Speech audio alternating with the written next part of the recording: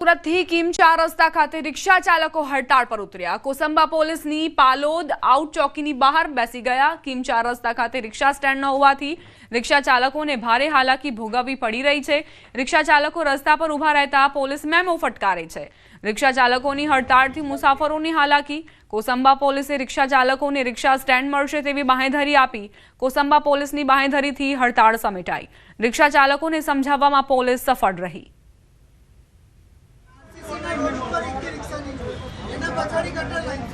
अमने जग्या मळी गई है, बहुत राहत मळी। अमने जग्या करी आपे छे। मांगणी तो करी छे, हवे जग्या करी आपवानुं कीधुं छे, हवे क्यारे थाय छे ए खबर नथी। थई जाय तो अमने राहत मळी जाय छे। श्री भूपेन्द्र पटेल आज कच्छ रणोत्सवनी मुलाकाते। मुख्यमंत्री सांजे धोरडो पहोंचशे। टेंट सिटीनी विविध प्रवृत्तिओनुं निरीक्षण करशे। क्राफ्ट अने फूड स्टॉलनी पण मुलाकात लेशे।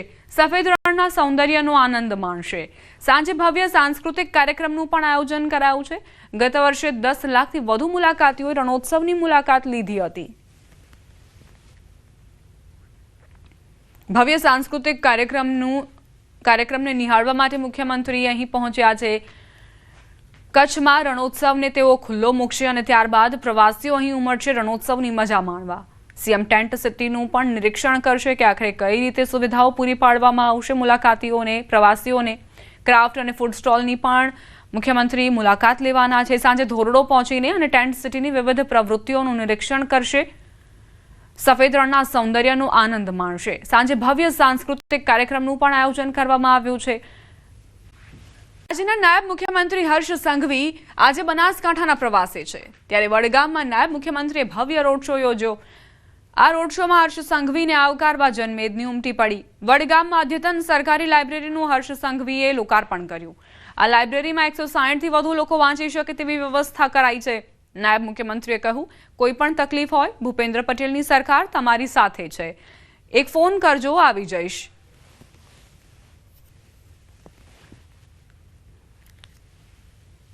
તમારી તકલીફ પણ સમજી શકું છું,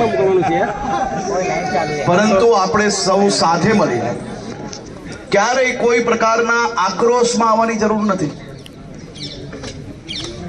સમાજ જીવનમાં તમારી બધી જ જરૂરિયાતો માટે ભૂપેન્દ્રભાઈ પટેલની સરકાર એ તમારી જોડે ઊભી છે। ફોન કરજો, અડધી રાત્રે આવી જઈશ। દારૂ અને ડ્રગ્સ મુદ્દે વડગામના ધારાસભ્યનું નામ લીધા વગર નાયબ મુખ્યમંત્રી હર્ષ સંઘવીએ કટાક્ષ કર્યો। કહ્યું, ગુજરાત પોલીસ તમામ પ્રકારના દૂષણો સામે લડવા મક્કમ છે। સૌથી વધુ ડ્રગ્સ ગુજરાત પોલીસે પકડ્યું છે। ગુજરાતની ધરતી પરથી જ નહીં પરંતુ બંગાળના પોર્ટથી લઈને મહારાષ્ટ્ર પંજાબથી ચાલતું ડ્રગ્સ નેટવર્ક ગુજરાત પોલીસે પકડ્યું છે।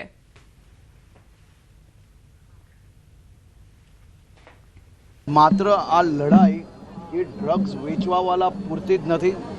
ડ્રગ્સ જે લોકો ક્યાંક ને ક્યાંક યુવાનો કોઈક આ દલદલમાં ફસાઈ ગયા હોય તો એ યુવાનોને આ દલદલમાંથી કઈ રીતે નિકાલવી એનો બી પ્રયાસ કરવું, એ બી કાર્ય આગળ ચાલી રહ્યું છે। સમાચારોમાં આગળ વધીએ। ઇન્ડિગોની ફ્લાઇટને બોમ્બની ધમકી। ફ્લાઇટને અમદાવાદ ડાયવર્ટ કરાઈ। મદીનાથી હૈદરાબાદ આવી રહી હતી આ ફ્લાઇટ નંબર 6E058 ને અમદાવાદ ઇમરજન્સી લેન્ડ કરાઈ છે। बीटीटीएस અને ડોગ સ્ક્વોડ દ્વારા સઘન તપાસ કરવામાં આવી રહી છે। હાલમાં સિક્યોરિટી પ્રોટોકોલને અનુસરાઈ રહ્યું છે। CISF અને લોકલ પોલીસ પણ એલર્ટ મોડ પર છે। મદીનાથી હૈદરાબાદ જઈ રહેલી ફ્લાઇટનું અમદાવાદમાં લેન્ડિંગ કરાયું। ઇન્ડિગો એરલાઇન્સને ઈમેલ મારફતે આ ધમકી અપાઈ હતી। ધમકી મળતા ફ્લાઇટ 6E058 ને અમદાવાદ ઇમરજન્સી લેન્ડ કરાયું। 12 વાગે લેન્ડિંગ થયેલી ફ્લાઇટમાં હાલ BTTS અને ડોગ સ્ક્વોડ દ્વારા સઘન તપાસ કરાઈ રહી છે। અત્યાર સુધીની તપાસમાં કંઈ પણ શંકાસ્પદ ન જણાયું હોવાના પ્રાથમિક અહેવાલ એરલાઇન્સ દ્વારા તપાસ બાદ કાયદેસરની કાર્યવાહી હાથ ધરાશે। CISF અને લોકલ પોલીસ એલર્ટ મોડ પર છે।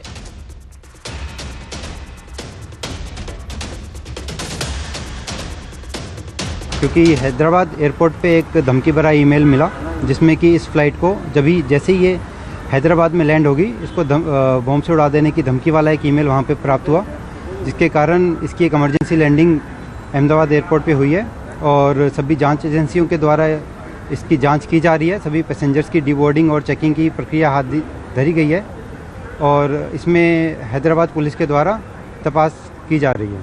હાઈકોર્ટને ફરી ધમકી મળી. હાઈકોર્ટને બોમ્બથી ઉડાવી દેવાની ધમકી અપાઈ છે. હાઈકોર્ટના રજિસ્ટ્રારને ઈમેલથી ધમકી અપાઈ. બીડીડીએસ સહિતની ટીમ દ્વારા હાઈકોર્ટમાં તપાસ ચાલી રહી છે. તપાસ કરવામાં આવી રહી છે. કોઈ શંકાસ્પદ વસ્તુ છે કે નહીં, કોઈ શંકાસ્પદ બેગ છે કે નહીં કે જેમાં બોમ્બની શક્યતા હોઈ શકે છે. દિલ્હીમાં જે બ્લાસ્ટ થયું તે બાદ સુરક્ષા એજન્સીઓ સતર્ક છે અને અત્યારે આ ઈમેલ બાદ બીડીડીએસ સહિતની ટીમો તપાસ કરી રહી છે કે હાઈકોર્ટની અંદર કોઈ એવી વસ્તુ તો નથી મળી. હાઈકોર્ટ પરિસરની અંદર જે પણ વ્યક્તિઓ હાજર હતા તેમને બહાર જવાની સૂચના આપી દેવામાં આવી છે અને અત્યારે તપાસ કરવામાં આવી રહી છે. આ પહેલા ઇન્ડિગોની ફ્લાઇટને લઈને પણ સમાચાર હતા જે મદીનાથી હૈદરાબાદ આવી રહી હતી. તેને અચાનક અમદાવાદ એરપોર્ટ પર ડાયવર્ટ કરવામાં આવી અને એવી જાણકારી મળી કે અહીં બોમ્બ હોવાની ધમકી અપાઈ છે. ત્યાં પણ બીડીડીએસની ટીમ સહિતના અધિકારીઓ પહોંચ્યા અને તપાસ કરવામાં આવી રહી છે. આ તરફ ગુજરાત હાઈકોર્ટમાં પણ આ જ પ્રકારની ધમકી આપવામાં આવી.